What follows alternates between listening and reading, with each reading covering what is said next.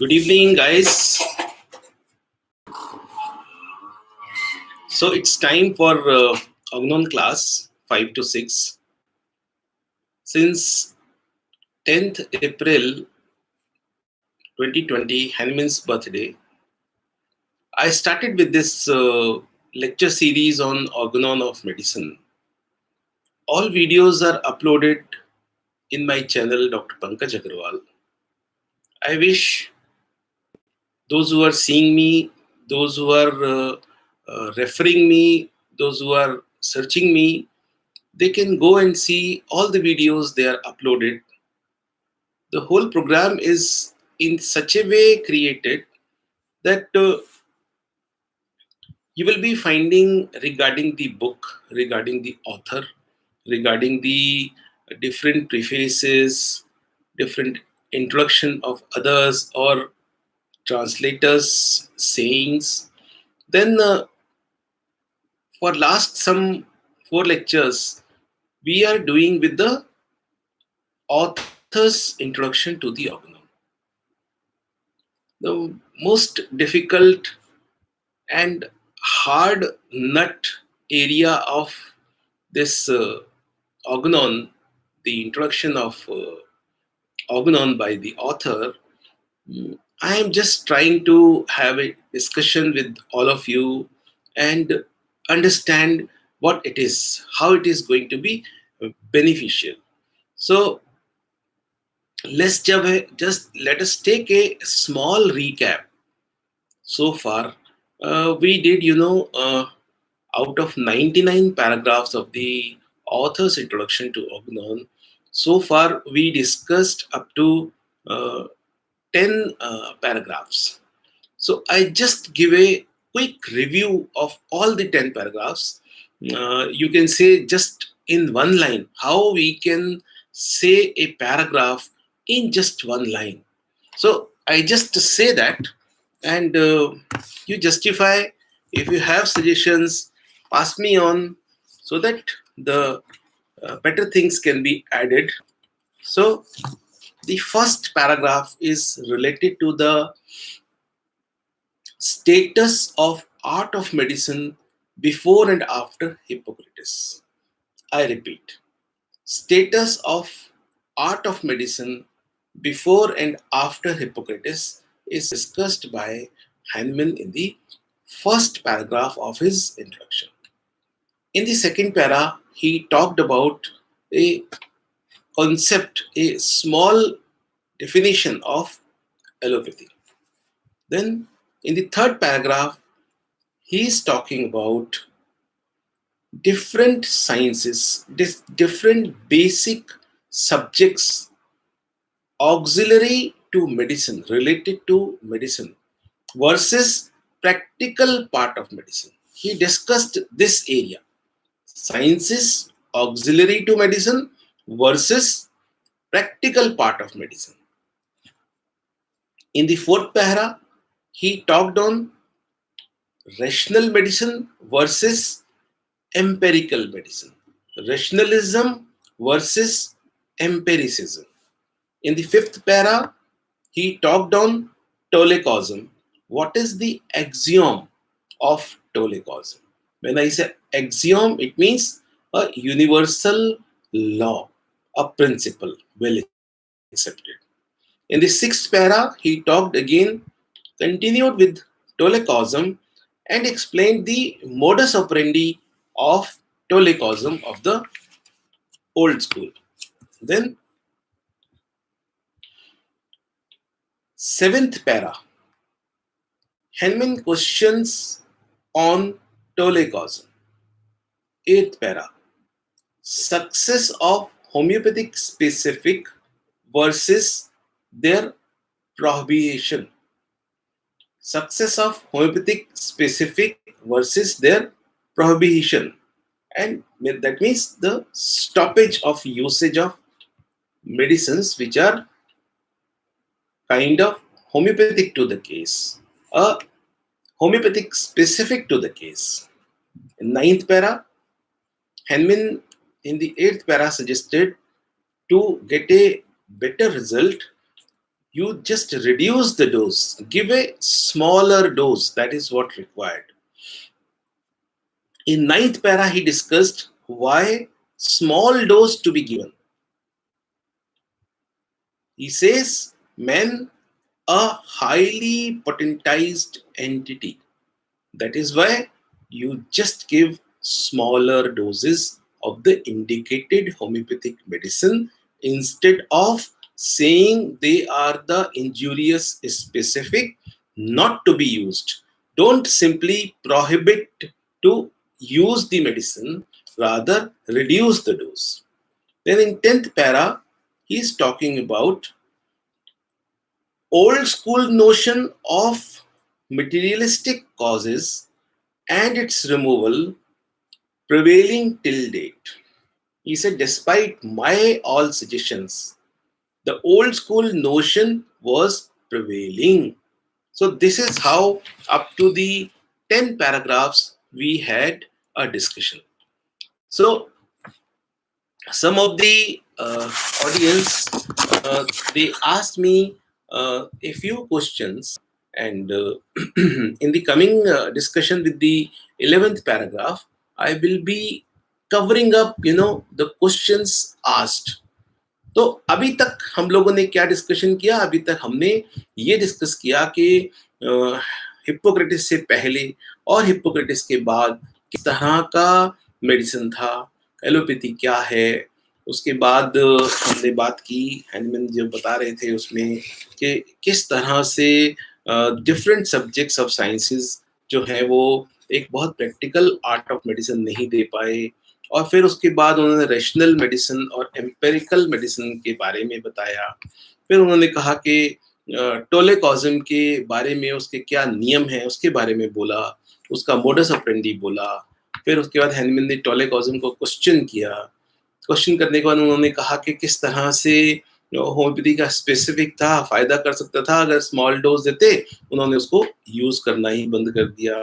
और फिर 10th paragraph में आगे हम चलते हैं तो बल्कि और 9th में हमें ये पता लगता है कि हैनमन ने बताया था कि स्मॉल डोज क्यों करना है, क्योंकि मैन एक highly potentized means very very sensitive organism होता है.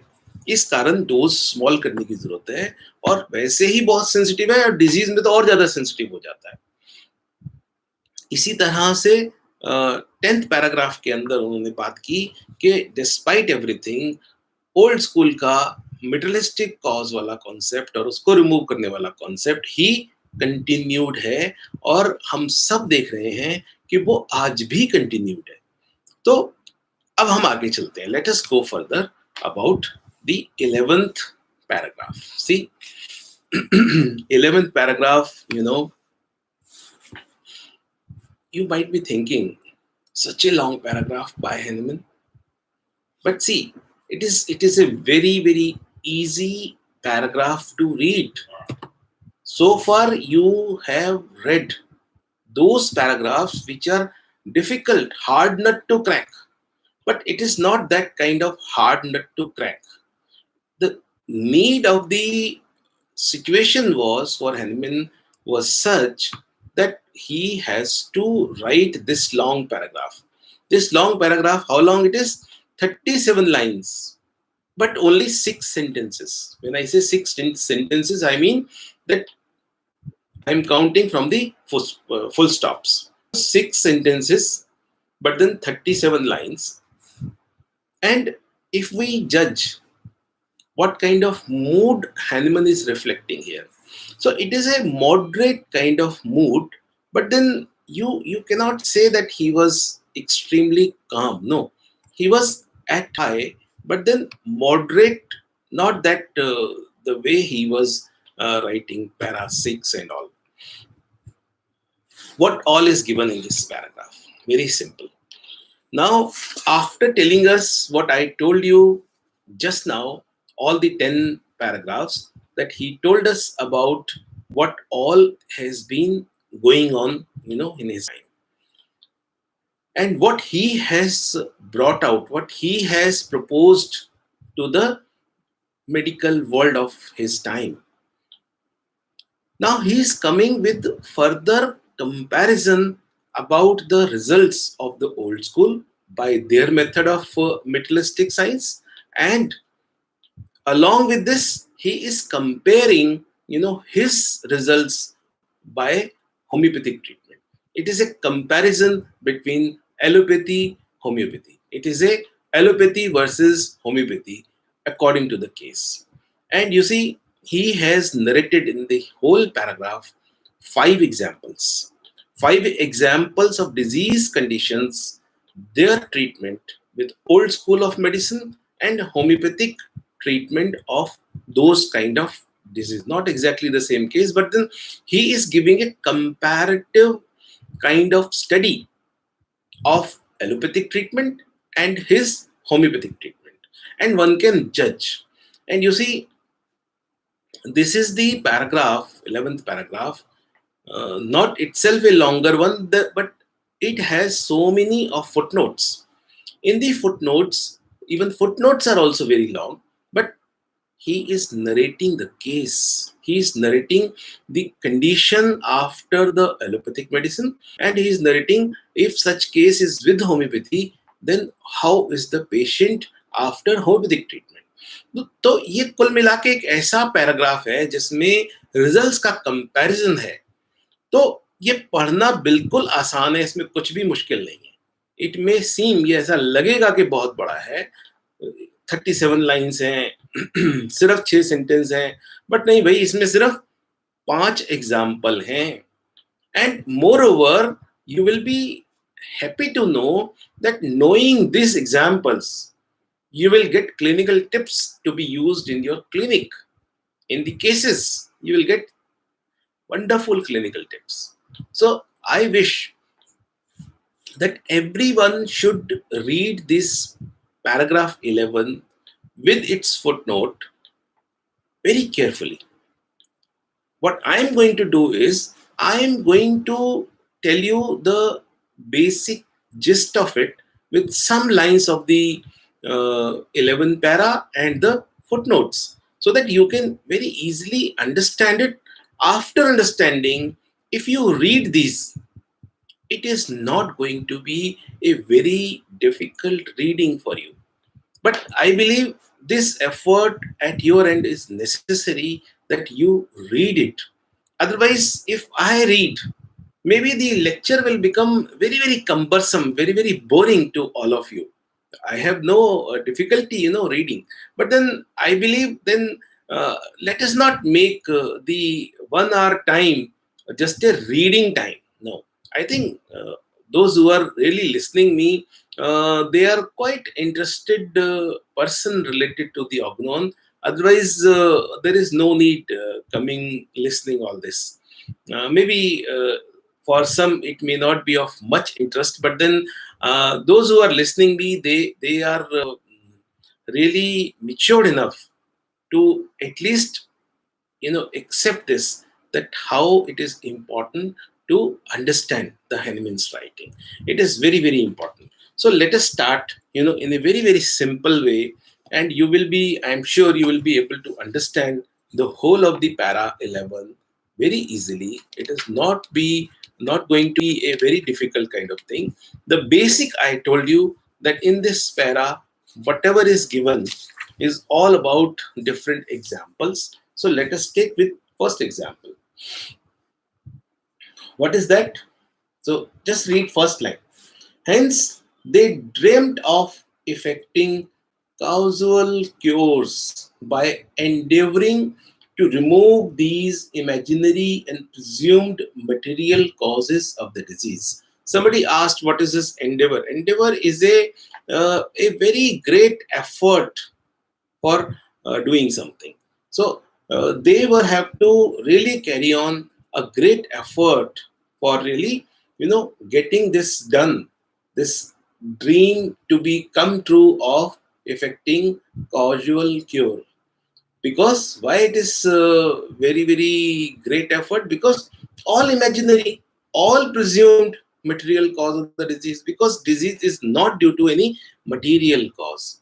Disease is actually due to a kind of dynamic spiritual cause, not really this is something which is, a material one.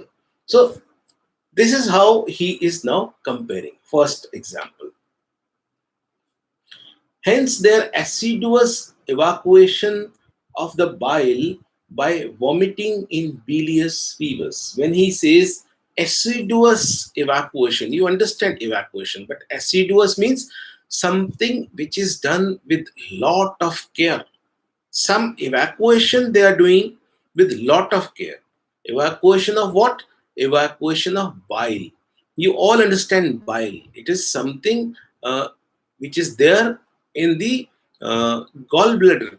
It is the excretion of the liver storing in the gallbladder, and they were really doing a great effort very carefully to get this away. In which kind of conditions? In bilious fevers. Now, this is an old terminology, bilious fevers. So, bilious fevers, very simply, we can understand something like jaundice. Now, just simply go back to your memories and try to understand all the causes of jaundice. All infectious, non-infectious, this, that, whatever you have read, all the causes of jaundice. And in most of the jaundice conditions may be very low, but then fever is there. So in those all those conditions, they may not be knowing, those days so much of different type of jaundice and the causes of the jaundice, that liver cause, and post liver cause. But then definitely they were just putting all of them together in one group, that is called bilious fevers. And in that, they only did one effort, keeping in view their axiom of materialistic cause. They have to remove that materialistic cause, and they were doing very assiduous effort to remove this bile from the system. See, now in the main text, in the paragraph, he just said about example 1. Now he's changing the example, so he put a semicolon here. But at the same time, on the on the bilious fevers, he's putting one superscript. That is the first footnote here. What the footnote says? The footnote says one Dr. Rao, who was very much, believing, trusting the concept of Hanuman, the dynamic concept of Hanuman, and small doses of medicine as advised by Hanuman. And here in this footnote 1, he explained how he got a success in 2-3 cases of fevers as per the advice and the methods of Dr. Hanuman. So this paragraph exists in the 5th edition of the Organon, but you see that in the footnote there is a small further footnote which says this footnote is entirely omitted in 6th edition. So why it is removed, what may be the reason? These are all, the kind of higher studies. We may take such thing later on. But then the whole thing is that this paragraph means this first example, and then in the 6th edition it was been, omitted. So going to the second one, their emetics in cases of so-called stomach derangements. What old school was giving? Any kind of stomach derangement. What was the prescription? Emetics. What are emetics? Those which cause vomiting. What are the things they were using, for the creating the vomiting? So they were giving certain medicines. What all those, and what Hanuman was doing with the cases of stomach derangement, he is describing in the footnote 2.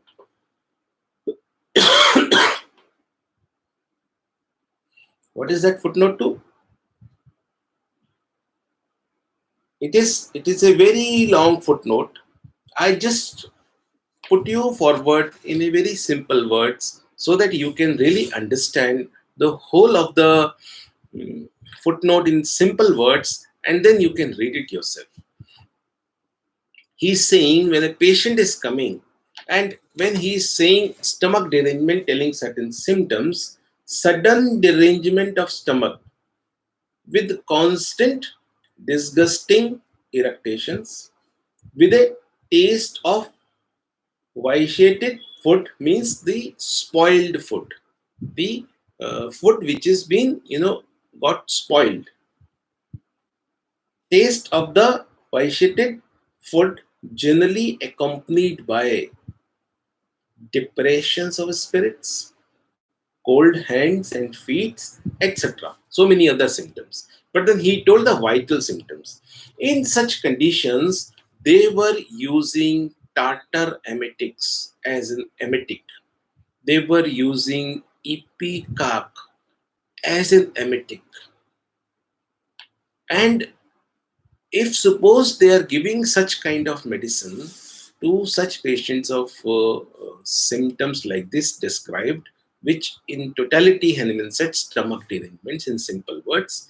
So in such conditions, giving these emetics like ipecac or tartar emetic or both together, it was causing in few cases vomiting, excessive vomiting or very less vomiting, but then ultimately patient is really not at all better, patient's not feeling better. See how Hanuman writes. Why I'm just in between the paragraph, in between the footnote, I am going to read this line because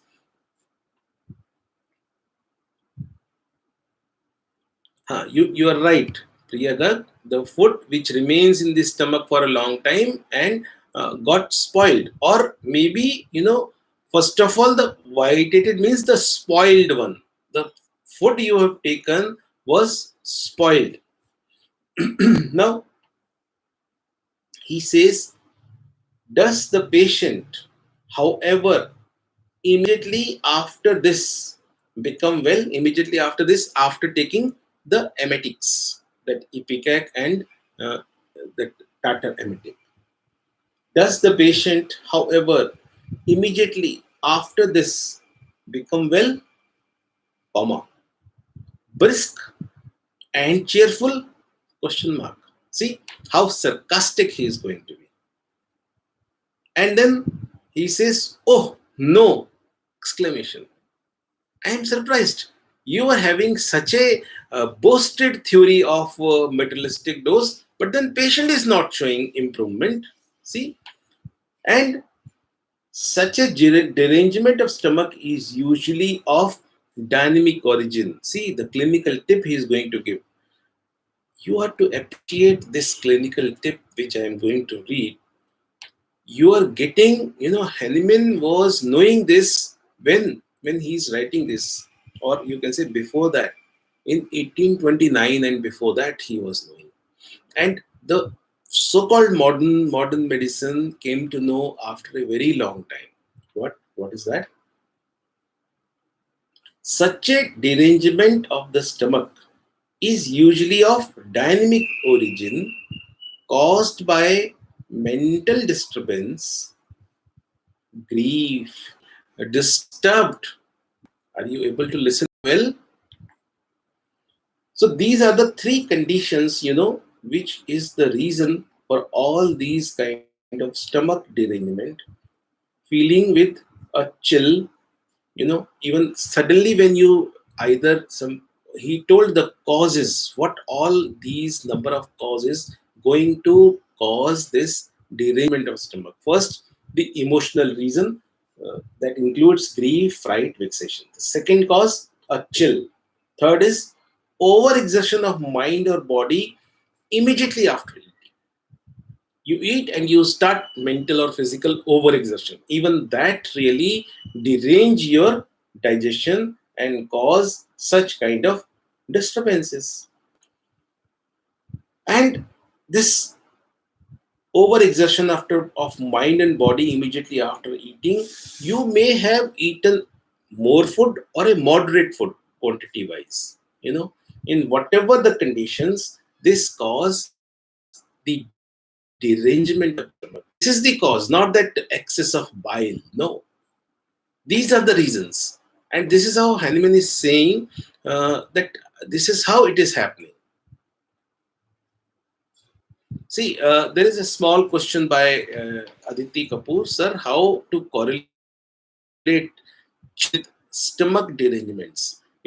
When he says chill, means you were taking food, and with that you have taken extremely chilled cold drink or some cold water,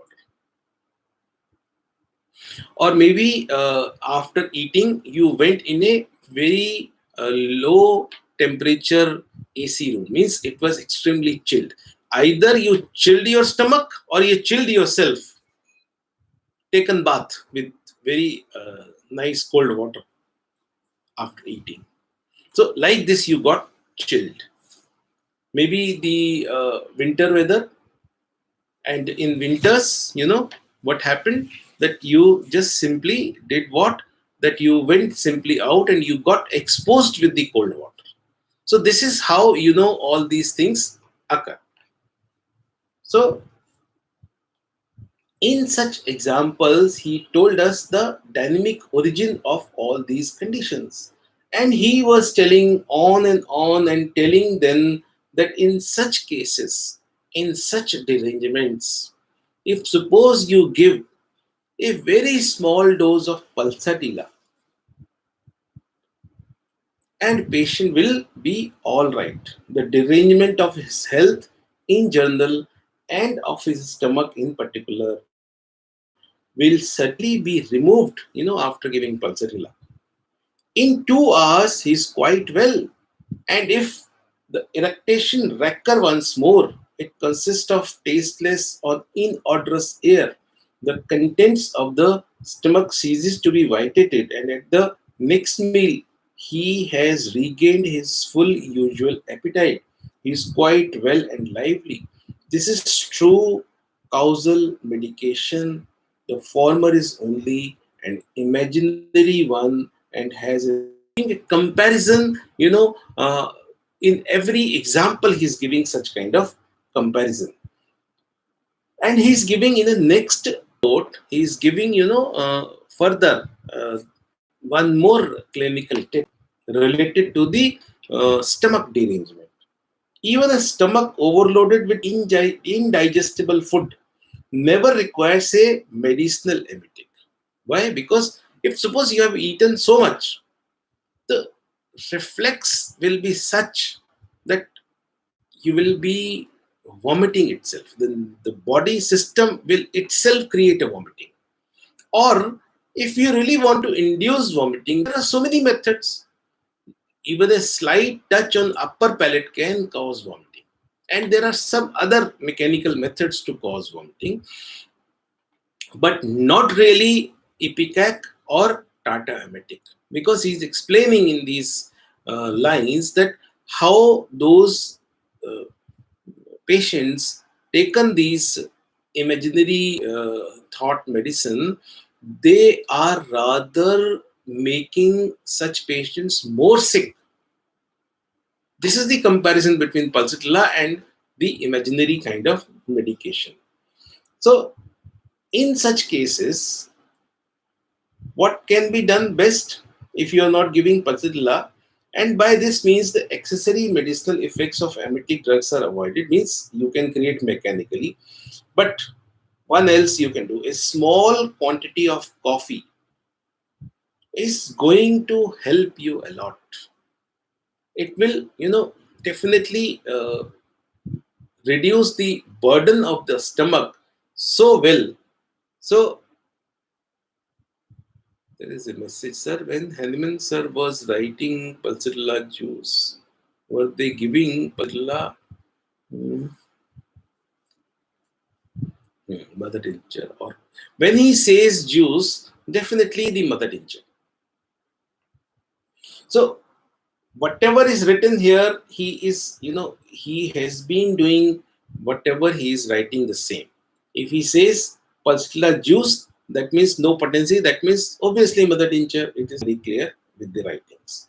So even a small coffee again, coffee is again, the crude doses. No such, in the example, he was not giving any such potency examples. Rather, he is giving, uh, the crude doses example. Even the coffee is the same example. Hmm.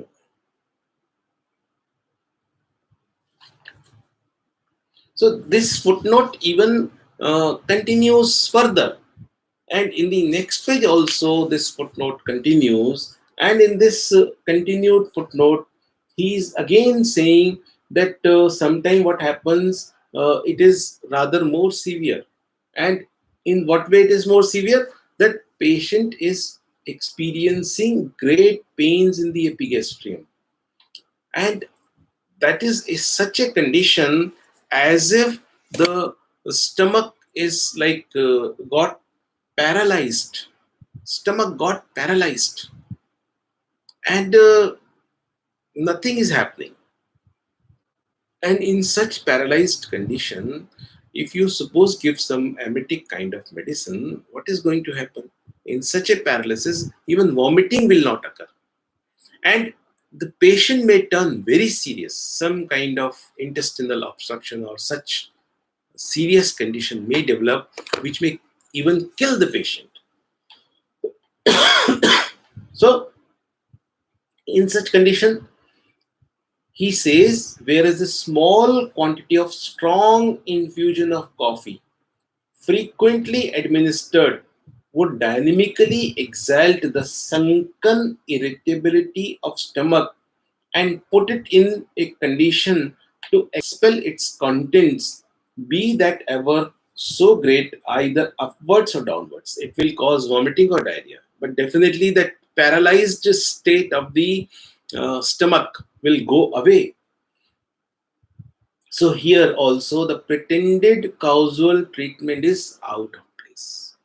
See, very clear cut comparison he is giving. And he is going further and again saying if such condition remains, what you can do? A high dilution of sulfuric acid, which can be given. Here he is coming with a potency medicine. And if you read sulfuric acid in Allen's keynote, it has got a very, very strong relationship with pulsatilla. And when he's going further in the footnote, if suppose it is further recurring and all, then he is saying it is due to the effect of Sora. You take down the case accordingly and go into the more deeper indicated remedy, in that patient. So he narrated the whole methodology, complete methodology in the given case. So, whereas if they perceived the dynamic source of the affection and annihilated it and its product homeopathically, they would thereby effect a rational cure. So, why he's saying rational cure means he says that my work is should be it is and it should be called rational. Your way is not really rational. My way is rational because that my work is not simply thought of. My work is properly thought of, properly experimented, and properly experienced. That should be the definition of rational one. Not that simply thinking and logical correlation and that is over. No. So this is one example he narrated. Let us go further. See the paragraph 11, third line, fourth line. After the so-called stomach derangements, their diligent purging away of the mucus, the lumbrici, that is, the worms, and the ascarites in children who are pale-faced and who suffer from a ravenous appetite, bellyache, and enlarged abdomen. See, in such cases, they what old school was doing, see the footnote. Footnote 1 of this page. Conditions dependent solely on a soric taint and easily curable by mild, dynamic antisoric remedies without emetic and purgatives. He is not giving you here the medication. Rather, he says when you get such cases, somebody comes, homeopathy में कीड़े मारने की दवा होती है? Yes, होती है. Then give it. No, it's not like this. होती है, but then you are to give a antisoric medicine. And how to give a antisoric medicine, you all know. So such kind of clinical tips, in what conditions, what way you should be giving medications in such conditions. If somebody coming कीड़े मारने की दवा ले रहा है, then for really removing all the worms from your system, from your GIT, you are not to give, some simple, some doses of Sina or like this. Rather, you are to give a antisoric medicine. Aditi says constitutional medicine. I wish to express before you that Hanuman never used the term constitutional medicine. It is the post-Hahnemanian physicians, these terms are, used. So this kind of correlation of the terminologies and all, I'm not doing, because then we will be drifting away, the topic and Hahnemann. So when I'm not using such words, I'm going very cautious, regarding using any terminologies. I wish every one of you that please be careful. Don't use the terminologies like this, because Hahnemann has not used. So we also think that to learn Hahnemann, first of all, let us submit before his writings, understand him. We will be going further, learning, post-Hahnemannian people, how and why they used such term, and what exactly the meaning, they wanted to say, in what way they were trying to explain Hahnemann. We will be, understanding, then. So first of all, every one of you must know that Hahnemann did not use constitutional medicine. He always, the whole cover to cover Organon, he only talked give antisoric, give medicine on totality of symptoms, and such terms. Not like this. So I think this will be taken care, right? So in this example, he told you that go for antisoric treatment. Let us go to the next example. There are venesections in cases of hemorrhage. You see, whatever the hemorrhage, wherever the hemorrhage, because of whatever may be the cause, those days in Hannibal's time, the treatment was, in cases of hemorrhage, you just do bloodletting, remove the blood. Sarvesh Goel, good evening, sir. As Hanuman sir told this, right, dynamic potency is dynamic, but juice is material dose. So he was doing experiment in his evolution phase. We should use juice as it's not dynamic. There are clear-cut lines.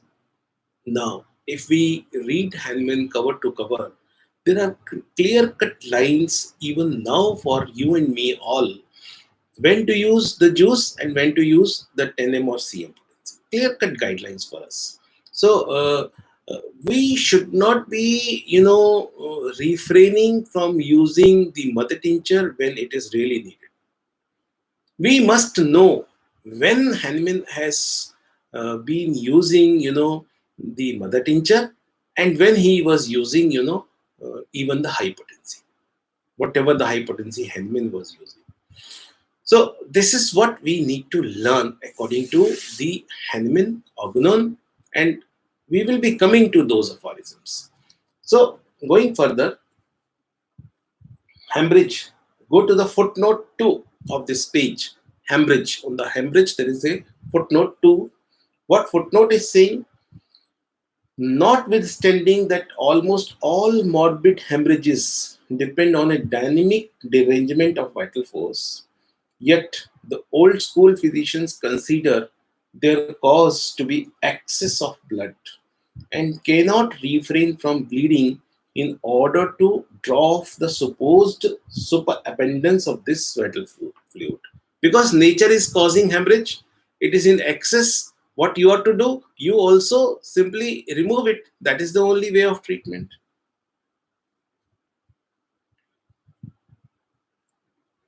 Yes, Pooja, you can say so. It is rather not delayed, it is not happening.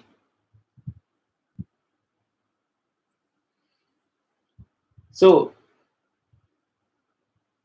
the palpable evil consequences of which procedure, however, such as prostration of strength and tendency or actual transition to the typhoid state, they're ascribed to malignancy of the disease, which they are, all those things he is talking. And how he is writing using the words, how he is, very, very sarcastic with the persons, of the old school. Here, one example, you see, which they were, which they are then often unable to overcome. M dash. In fine, they imagine, even when the patient does not recover, that their treatment has been in conformity with their axiom, causae tolle, causum tolle, and that according to their mode of speaking, they have done everything in their power for the patient. Let the result be what it may. See how painful. Their axiom was the materialistic cause. Their way of treatment was to remove this materialistic cause, tolle cause.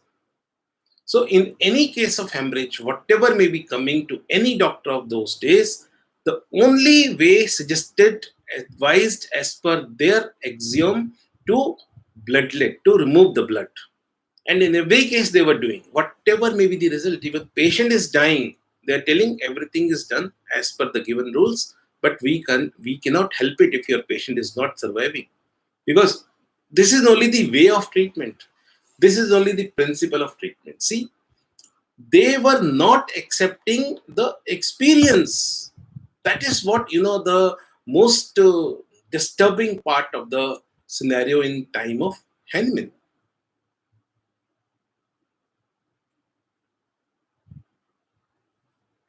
So let us go further.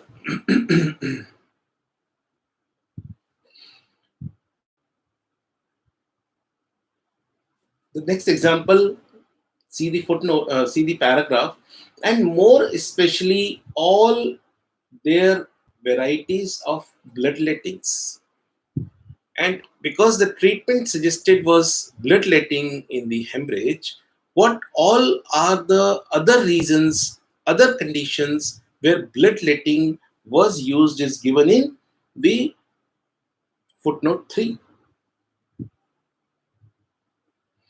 Although there probably never was a drop of blood too much in the living human body, yet the old school practitioners consider an imaginary excess of blood as the main material cause of all hemorrhages and inflammation. So, all conditions of hemorrhages, all conditions of inflammation, and such conditions, the only way of treatment was those days bloodletting. Remove the blood, whatever may be the ways. Somebody is suffering with a fever, maybe some kind, somewhere, some inflammation. So, doctor coming and saying, he says, you are to remove the blood from this man, this suffering man, 250 gram in the morning and 250 gram in the evening, twice a day. Such kind of treatment was advised, and patient reaches to what extent, I just show you in this footnote. All those kind of different remedies, different conditions, whether it is a pleurisy or typhoid or whatever may be the disease, all such kind of treatment were going on. To the extent, what is going to happen with the patient, he is using in this footnote, last 3 lines. He says, if after repeated bleedings with great difficulty and unspeakable sufferings, he escaped for the nonce with life. He escaped for the nonce with life. What is this nonce with life? It's a very unusual or obsolete word. Generally we are not finding it in English nowadays. That is nonce with life. It means the patient is so much weak, he just looking live for the sake of life. He is just looking live. तो जिंदा दिख रहा है बस, जिंदा जैसे होना चाहिए, हंसता गाता बोलता खाता पीता. Is not like this. He is not doing something to be expressed, the life. He is not expressing life in any way. Only that you are able to see that this man has got certain respiratory activity. That's it. This is the situation. He is so much dehydrated, and he often has still many months to drag, though he has often many months to drag through before he can support his emaciated body on his legs. If in the meantime he be not carried off by typhoid fever, leukophlegmasia, or pulmonary phthisis. Typhoid, you understand, typhoid fever. Leukophlegmasia is when you get white. Why you get white? Because no blood. You're so anemic. And phlegmasia is a kind of swollen state. When lot of protein also being lost, you get a swelling in the body. That is what leukophlegmasia, the old pathological term. And pulmonary phthisis, you understand, pulmonary phthisis means pulmonary tuberculosis. So such kind of conditions were happening in those days with the treatment of bloodletting. Their main remedy in inflammations, which they now, following the example of a well-known, look at the word he is now going to use, bloodthirsty Parisian physician. And after that, whatever is written, first thing to understand, he's saying a physician, of belonging to the Paris, France, Rozois. He called him bloodthirsty physician. That you are so thirsty for the blood. He gave a theory. If his name is given in the footnote. If you see the footnote on the same page, you will find Broussais, Brozois. If you Google him, you will find his theory talking about, all those conditions in which he only advised that remove the blood. He was doing such treatment. And he named it as bloodthirsty Parisian physician. And he's explaining, in the footnote, what kind of treatment he was doing. It was a treatment as if all the, sheeps, when sheep moves, you will see the sheep in the first sheep in the row, what he's bearing one bell. So there is a noise of bell and all sheep are following, the first sheep. Even if they are going to a slaughterhouse, all are going there. So patients are dying with the bloodletting, removal of the blood, suffering with some or the other kind of inflammatory conditions, or suffering with hemorrhage due to the other conditions. But the only treatment, according to the bloodthirsty physician, was to bloodlet. खून निकालो उसका. Yes, Anvesh, you're right. So all these kind of conditions, were going on, and ultimately, if you go to the whole paragraph, he is talking different remedies and different ways of treatment everywhere. And then he asks, but what is the result? You are, for skin conditions you are doing this, for this condition you are doing this. All, the local, so-called local disease, he was advising, old school was advising the treatment to be externally applied. And then he finally asked, but what is the result? The metastatic affections that sooner or later but inevitably appear, caused by this mode of treatment, but which they pretend are entirely new diseases. See their smartness. They will say, that was all right, this is a new disease, which are always worse than the original malady, sufficiently prove their error and might and should open their eyes to the deeper seated immaterial nature of the disease and its dynamic origin, which can only be removed by dynamic means. This is what Hanuman, suggesting. That means the whole of the uh, para 11 is giving you enough number of examples. You decode the examples, find out different examples. What was wrong done, let us not do. What should be done, let us learn. This is what the whole crux of this paragraph with the footnote of it. So, this is about it. I wish everyone should very seriously go word by word of this uh, para 11 and the footnotes of it. Make your own notes on it. It is going to give you lot many insight when you are practicing nowadays, because something more or less the same scenario going on, a little bit difference maybe. And one more very important thing to keep in mind, that so many examples you will see when Hanuman pointed out that bloodletting is wrong, they agreed. Do you see as such bloodletting in the modern medicine, so-called modern medicine, Western medicine treatment? No. There, Hanuman's, whatever he pointed out, so many things are abundant from them. It is the usefulness of Hanuman's writing, for the allopathic side, that they improved and they agreed so many things of Hanuman. And so many things improved in such a way that now they look rather more scientific and we look backward.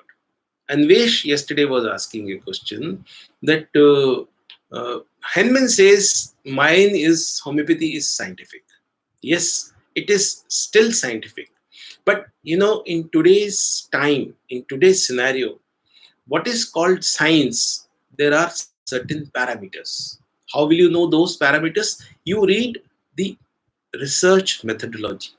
You will come to know that what are the parameters of the uh, something to be called scientific. Hanuman started, we moved up to certain point and we stuck there. But the other school did not stop, they kept on marching. So the only thing is that their footings are wrong. They will crash somewhere. They are crashing. You see today's scenario, they are crashing. What is the result of COVID-19? What is happening? But then our foundations are very nice. Only thing is we just slopped. We just stopped. We stopped, going further. We must learn what are the parameters to be called scientific, just to see how we can accordingly move further. Whatever is called scientific, we have enough scope for us to go ahead with and prove that actually we are scientific. Only thing is we stopped.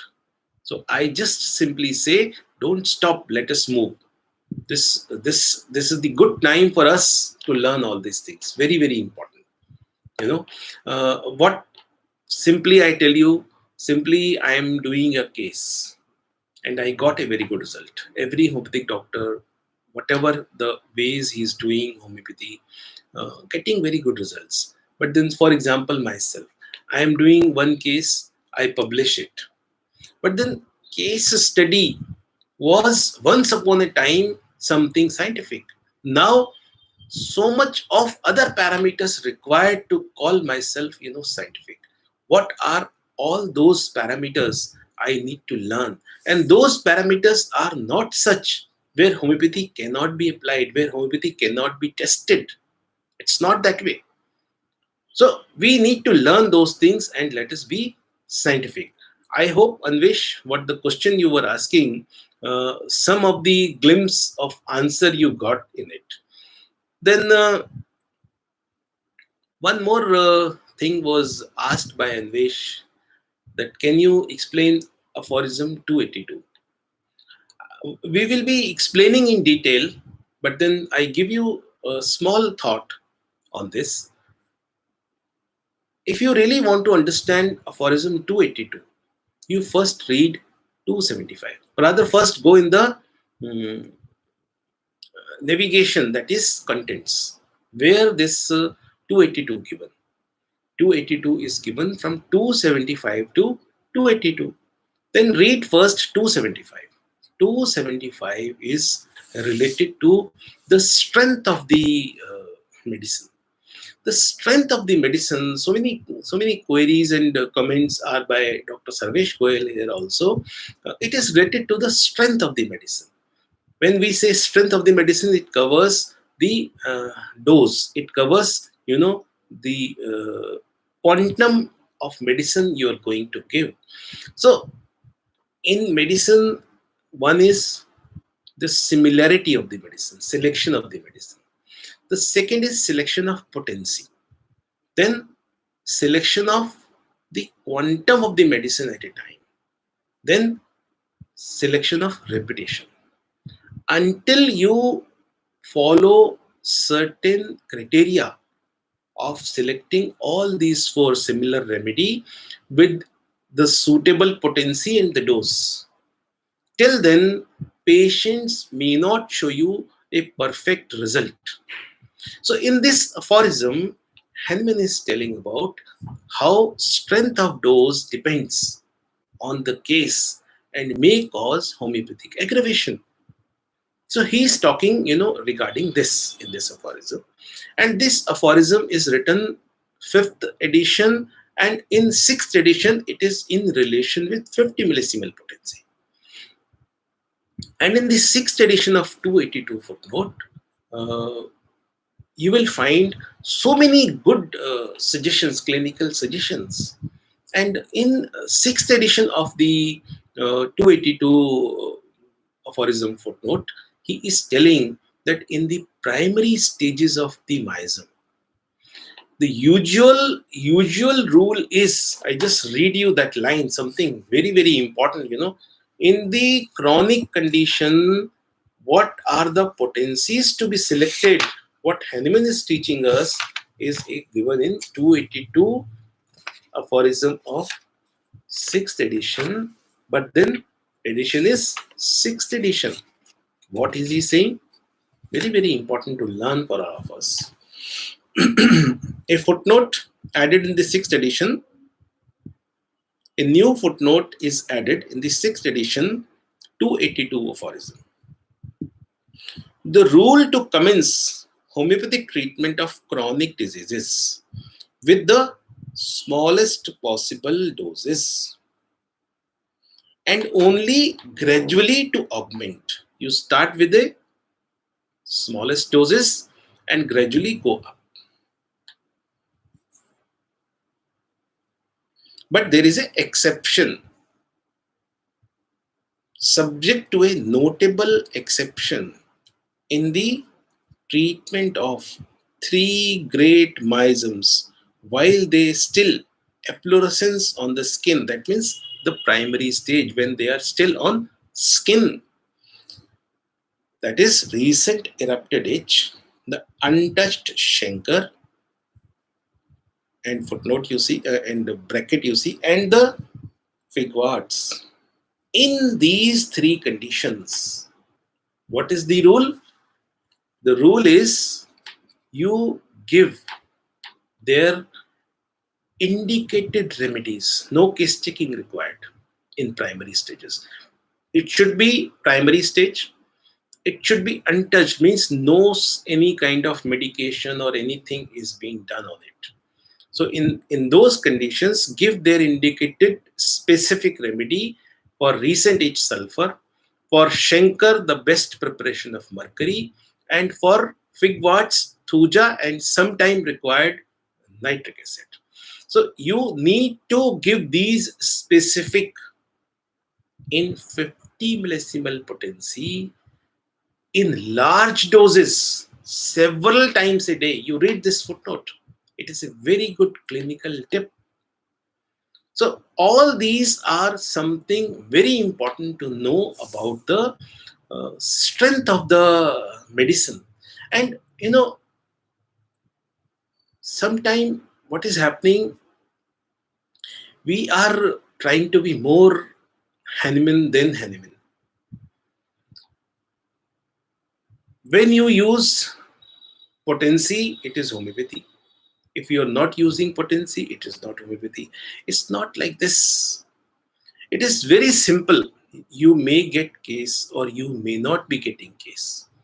See, this example of primary stages and their prescribing given by Hanuman in 6th edition, 282 footnote.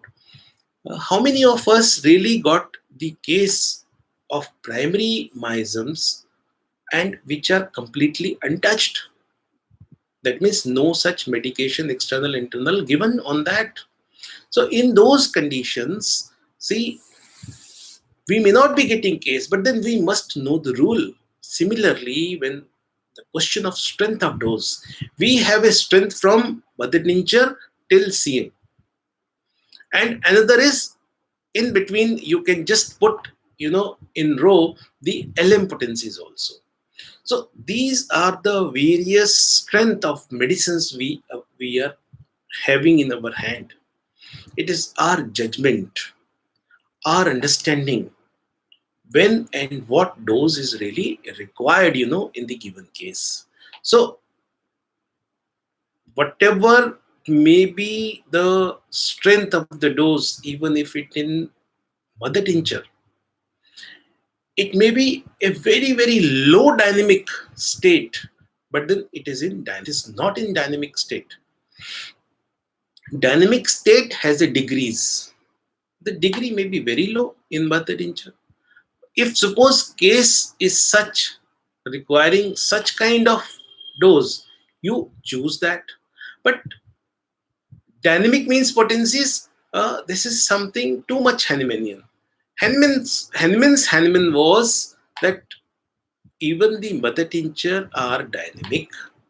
It is not that it is not dynamic, but then their dynamicity may be low. You can say so. So as this is required, you should go with this. Thank you, Service. You got my point. Anvesh, in secondary stages and if primary stages with history of medical usage, we should use same smallest possible dose in increasing order, right, sir? See, now we learn from this 282 footnote of 6th edition that the case checking and details of case checking are not required in the primary stages of the miasm if they are not ill-treated in any way. You are to understand, you are to only ascertain that it is the virgin sora, virgin syphilis, virgin psychosis. You can straight away go with the indicated specific remedy. For that they are fixed, and even the dose, potency, everything, repetition, everything fixed by Hahnemann for primary stages.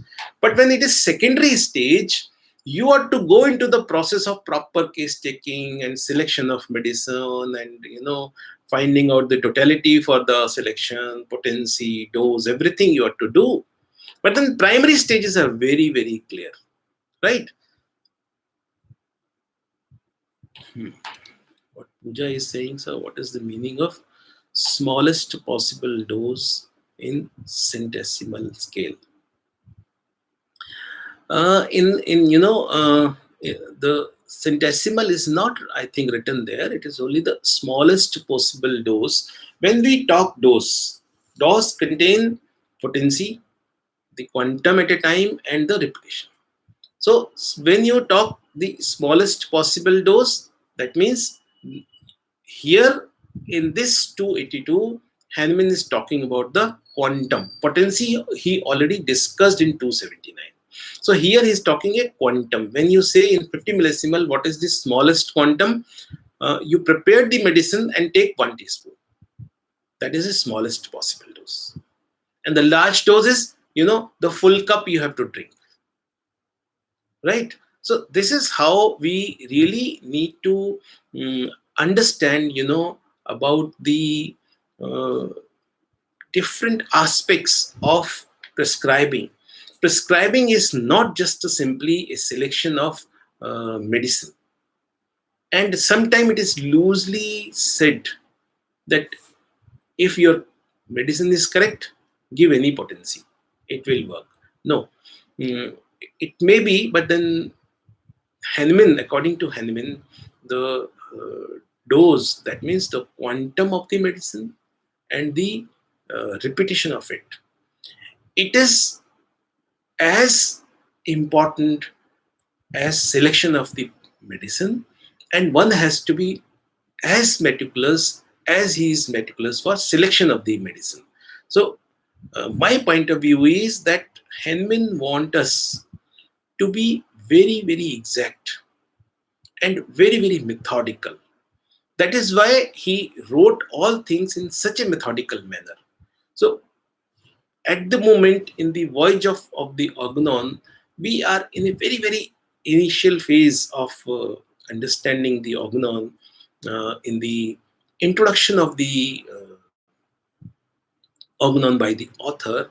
As soon as, when we will be going further in our voyage to the proper text of the aphorisms, things will be much more clearer. I understand that the question coming up, it's a good sign. It's an encouragement for me. It's a success. What I am discussing with you is really working on you, and I try not to really leave any question, but then I'm trying to stick that we should be going in a proper way. I just give you an idea if you ask any question, and all of your questions are welcome. So I will be, giving the answer in nutshell. But then when we were reaching to that point of place, then we will be really going in much more details of the things, right? So any more questions if you have, so we can go.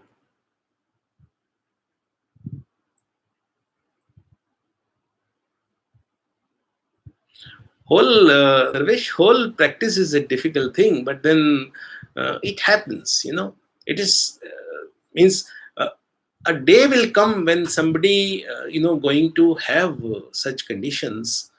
They see. I always say one thing. There'll be a day when somebody is going to have any complaint, any kind of injury. They will be calling Dr. Sarvesh. I've got headache, because the first thing, if you think of a doctor, if you think for a medical relief, medical support, what comes in the mind nowadays? Headache, sorry down. Headache, why not Sarvesh Goel?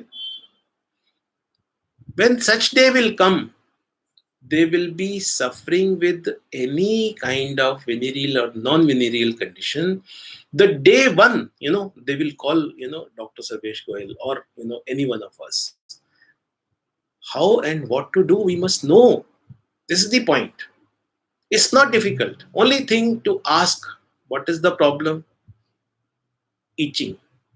Then when it started just half an hour back. I just immediately called you. Have you applied anything oil on it? No, no, no, no, doctor. You always say don't apply all this. So I did not. All right, come to me. Give him sulfur, LM1, 3 hourly, large dose. It is difficult, but then it is not something impossible. I agree with that. Primary symptom only this much. You know, I tell you a case.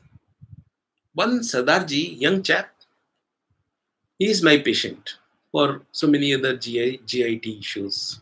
One day he called me. It was daytime, I think some afternoon time. And he narrated all the symptoms that he's suffering with, severe burning in the urine and everything, which is saying that he's suffering with initial symptoms of, gonorrhea. Now, my turn. I have to be very, very frank enough that I should be able to ask him courageously that did you sleep with somebody?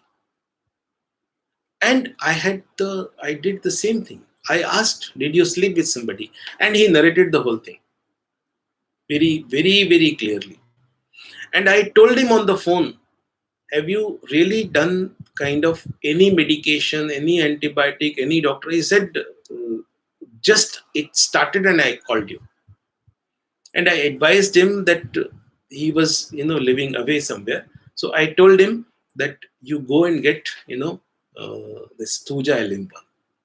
There, this LM1 was possible, dispensed LM1. And with that, he became all right. So I have a very, very small experience of doing this. So I must say that it is not something which is impossible. Yeah, it's difficult. It's really a luck for a physician also that the patient is really coming. But then once when homeopathy is going to be the first choice of medicine, definitely such cases will come. But before that, we must know the rule. Anvesh,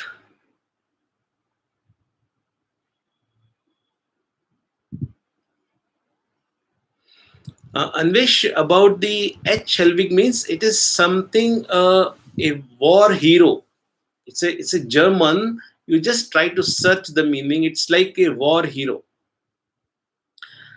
Dr. Namita, sir, I clearly remember Dr. Khan and you telling us that the we can give sulfur 6 only in untouched cases of scabies in children. Surely, here important thing is, Dr. Namita, that 50 millesimal is really, Hanuman advised. That is rather more important to be given.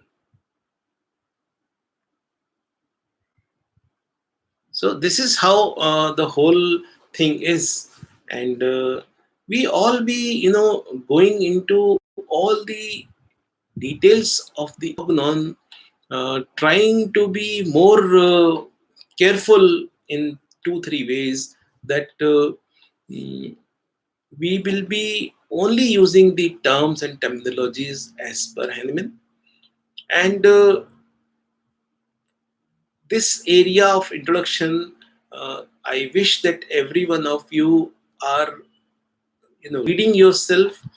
I'm here to make it simple, but then reading the each and every line and each and every word may be difficult. So do one thing: read it, find out difficult words, write down the meaning, and then try to understand what exactly it wants to say. And when I'm going to explain you things, things going to be very, very clear to all of you. But the very, very major portion of the difficult part of introduction we have, understood.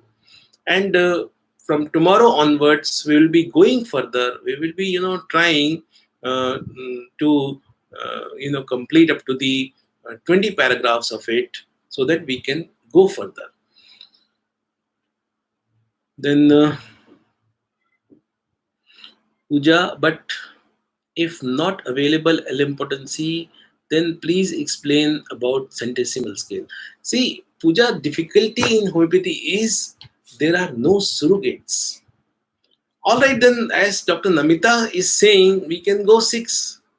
But then the exact thing is this: the homeopathy is, we all know, there is no surrogates for medicine, for potency, for dose, no surrogates. But then, if there is a logistic issue, for logistic issue, do your best, whatever is possible. So, for that condition, Dr. Namita's suggestion is good. Go for six, but definitely towards the lower potencies. That is what the most important idea. That is why I'm saying go for six. So, but then try and make this LM potencies available with you, because then there is a chance that the primary miasm may not go.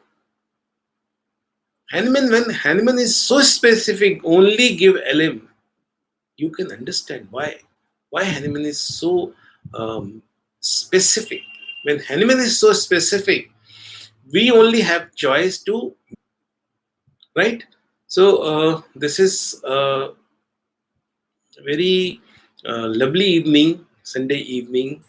I appreciate so many people are really on the Sunday evening, listening me so patiently, half 1.5 hour, and it's a wonderful opportunity, courtesy to this corona, that we are able to study, and I am also able to really get some time to do all this. And ultimately, I wish that we will be continuing this, and your interest will remain into the subject. And I really look forward that we will be going to get some very good more jewels out of this introduction of Hanuman.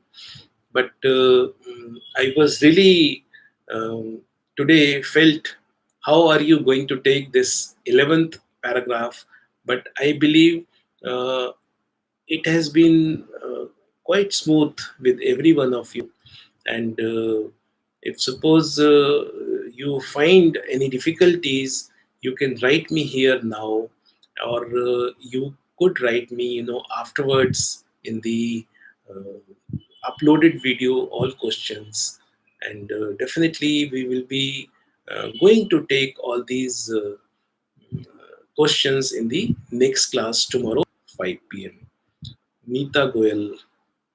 So how do we see asymptomatic carriers of the disease? It's a question about the asymptomatic carriers of the disease. You see, suppose let us imagine a situation. There is no as such mainstream medicine. Suppose if homeopathy. So then everyone is, with homeopathy, the chances of asymptomatic carrier will be very, very less.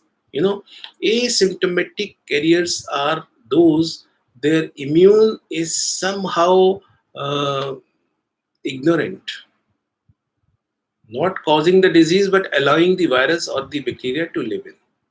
So it is a kind of mm, wrong or bad kind of immunity of that person, maybe because of the deep-seated miasm, wrong medication, and all those conditions. It is these. Yes, Dr. Sushil, as you're saying, this Sura and all those things are very important.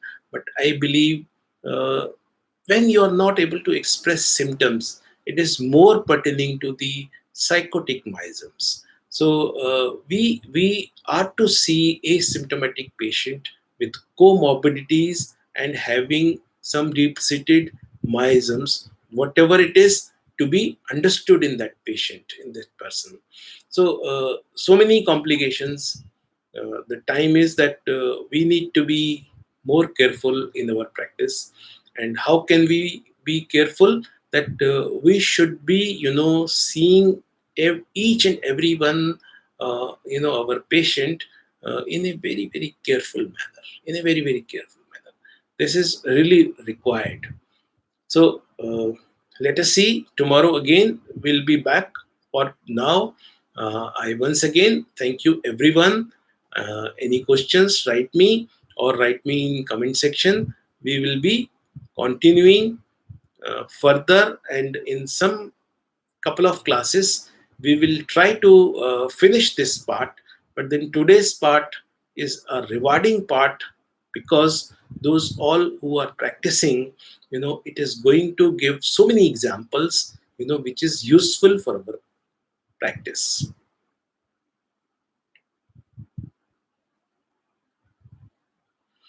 See, Sarvesh Goyal is asking, what is the importance of using decimal scale over centesimal scale and LM potency?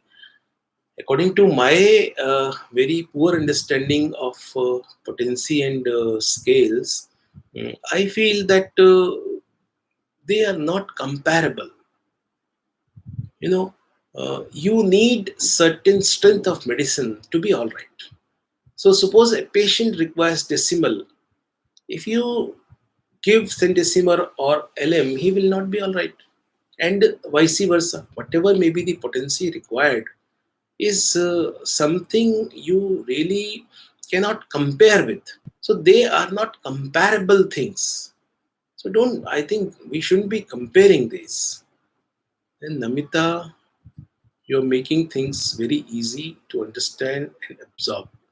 That should be the job of the teacher. That should be the job, I should be doing. If you're reading yourself, my job is this, correct? Gifty, very well explained, sir. Thank you. Waiting for the further classes for more doubts to be cleared. So I would say, Gifty, better say questions. Doubt is a very, very negative word. See the meaning of doubt in dictionary today, and it's a most commonly used word by most of the students. I wish we should be using questions. We are having questions. We don't have doubts. Thank you, Sarvesh. You felt satisfied with the answers. It's my pleasure. Anvesh, can we use LM potency in acute cases? Yes, we can use. There is a proper criteria when and what conditions LM should be given, and centesimal should be given, decimal should be given. Puja, sir, please take one class on the question of Anvesh. Now, what is that potency you're talking about, Puja? Anvesh question is regarding the potency, LM potency. Yes, all the rules, Sarvesh is saying, okay, sir, got it. Everywhere similia. So that's really true. All the rules, all the cardinal principles we talk, the first and the foremost, the mother of all cardinal principles is similia, law of similia. They came out because of law of similia, rest of the other laws. Twinkle. Good, very nice, Twinkle. You liked it. Okay, fine. So, Puja, this LM potency will come. You want me to take before when it is coming? So, if we do that, I can, but then it is going to be all the way other. So, I will do something for that. Now, for LM potency, I have one of my presentations. So I will be, trying to upload that. You see this presentation, and that presentation is going to at least give you some idea about the LM potency. And then whenever it is going to come, we will be discussing at length. But for now, at least your question will be answered that yes, you know something about the potency. And suppose if you're practicing on that basis, I'm sure you will be able to start using. So that can be done. And rest is very good, Puja, for your patience. I appreciate. So every one of you, I appreciate for your questions, your comments, your satisfaction, your happiness, your good feelings for this lecture series on the Organon. And I just wish that you are going to listen it carefully. Anyone who has left the previous lecture, please read them so that your train of thoughts remain and continue. And I wish that this series is for everyone. If your friend is not listening and interested in Organon and interested in this series, you can recommend. They can also listen. They can also join, at the live time, so that more and more students of homeopathy should be benefited. That's only the motto. Thank you, everyone. Thank you for this, for being such a lovely audience for me. I feel encouraged. I feel, preparing with all my best of the efforts for the next class. It has given a very good meaning to me in these days when there is very less to do. Thank you so much, everyone.